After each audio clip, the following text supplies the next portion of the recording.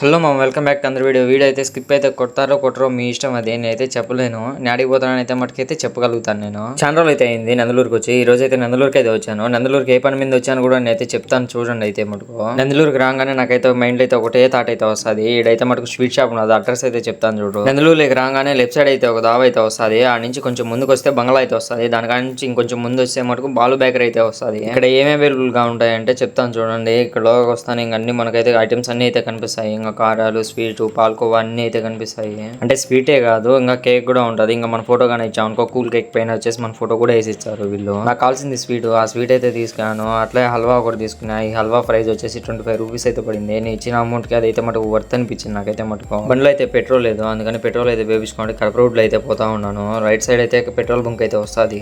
నేను నందలూరుకి వచ్చి దగ్గర 6 months 7 months అవుతుంది.